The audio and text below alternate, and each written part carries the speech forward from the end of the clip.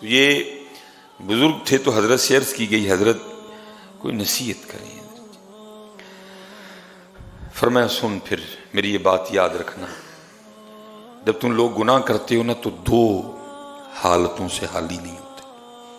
پہلی حالت جب تم گناہ کر رہے ہوتے ہو تو یہ تمہارا گمان ہوتا ہے، یہ بات تمہارے خیال میں ہوتی ہے کہ میرا اللہ مجھے دیکھ رہا ہے. حضرت جو بڑا کمزور سے کمزور ایمان والا ہے نا، وہ بھی جب گناہ کرتا ہے کسی نہ کسی جگہ اس کے بھی اندر یہ دیا جل رہا ہوتا ہے کہ خدا دیکھ رہا ہے. جیسے وہ لکھا ہے نا، جب زلیخا نے جناب یوسف علیہ نبی علیہ السلام کو دعوت گناہ دی تو وہ جو اس کے بت تھے نا، تو اس نے اپنے بتوں پہ وہ کپڑا ڈال رکھا تھا. جناب یوسف علیہ السلام نے اس کو مخاطب کیا، پوچھا آپ نے، اور وجہ یہی تھی کہ یہ باز آ جائے اپنے ارادے سے. آپ نے فرمایا یہ تم نے اپنے بتوں پہ کپڑے کیوں ڈال رکھی ہیں؟ اس نے کہا یہ میرے خدا ہیں، مجھے شرم آتی ہے ان کے سامنے اس طرح کا فعل کرتے ہوئے.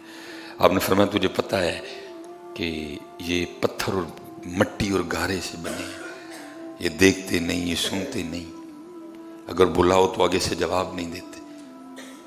تو پھر بھی اس نے کہا جو بھی ہیں تو میرے خدا نہ، مجھے شرم آتی ہے ان کے سامنے گناہ کرتے.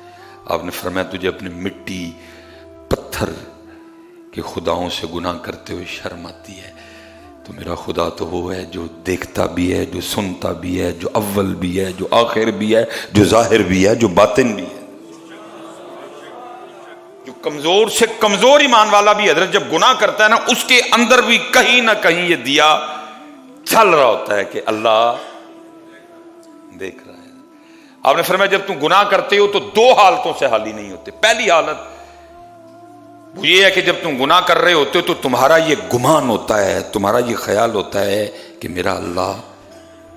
تو فرمایا پھر تو بڑا دلیر ہے کہ تجھے پتا بھی ہے کہ تیرا اللہ دیکھ رہا ہے تو پھر بھی گناہ کر رہا ہے. فرمایا بڑا تو دلیر ہے، تو بڑا دلیر ہے پھر کہ تجھے پتا بھی ہے کہ تیرا خدا تجھے دیکھ رہا ہے تو پھر بھی گناہ کر رہا ہے. اتنا تو دلیر ہے، تجھے کوئی خدا سے خوف نہیں، پولیس سے تو ڈرے، لوگوں سے تو ڈرے. دیکھیں نا حضرت جی، یہ چھوٹے چھوٹے مال ہیں، یہ چھوٹے چھوٹے سٹور ہیں، ان پہ کیمرہ لگا ہے اور لکھا کیا ہے، خبردار کیمرے کی آنکھ آپ کو دیکھ لو. یہ ہے ہمارے ایمان کا حال حضرت. کیمرے سے تو ڈرتے ہیں، اللہ سے نہیں ڈرتے. اللہ حضرت جی میں نے کئی جگہ یہ دیکھا ہے، کیمرہ لگا ہے پیچھے کنیکشن کوئی نہیں ہے. کئی جگہ میں نے دیکھا کیمرہ لگا ہے لیکن کنیکشن. فرمایا جب تو گناہ کرتا ہے دو حال ہیں. پہلا تجھے تیرے خیال میں یہ بات موجود ہے کہ میں کر تو گناہ رہا ہوں لیکن میرا اللہ مجھے. تو فرمایا تو بڑا دلیر ہے کہ تجھے پتا بھی ہے کہ تیرا اللہ تجھے دیکھ رہا ہے تو پھر بھی گناہ کر رہا ہے. یہ حضرت سیدنا عبداللہ ابن عمر رضی اللہ تعالیٰ عنہما کے لیے لکھا ہے. آپ کسی سفر پہ تھے، وہ دوپہر کا وقت آیا تو آپ رکے کھانا کھانے کے لیے. تو وہاں نا وہ دوپہر تھی تو ایک غلام بکریاں چرا رہا تھا. آپ نے فرمایا اس کو بلا کے لا. وہ آیا، آپ نے فرمایا کھانے میں شرکت کر ہمارے ساتھ. اس نے عرض کی نہیں میں کھانا نہیں کھاؤں گا، میرا روزہ ہے. آپ نے فرمایا اتنی گرمی میں، اتنی دوپہر میں بکریاں چراتے ہوئے تم نے روزہ رکھا ہوا ہے؟ اس نے عرض کی جی ہاں. آپ نے اس کا امتحان لینے کے لیے نا کہ یہ سچا ہے اپنی بات میں کہ نہیں، آپ نے فرمایا جو اتنی بکری ہیں ان میں سے ایک بکری میرے آگے بیچ دے. اس نے عرض کی حضور میں بکری نہیں بیچ سکتا. فرمایا کیوں؟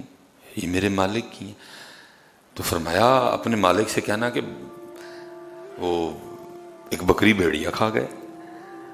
میں کہا نہیں حضرت میں اس طرح نہیں کر سکتا. آپ نے فرمایا کر لے، بکری خریدوں گا، خرید کے واپس تجھے دے دوں گا، اگر اس کو ذبح بھی کروں گا تو گوشت بھی تجھے دے دوں، تو کر لے. اس کو کہنا بھیڑیا کھا گئے.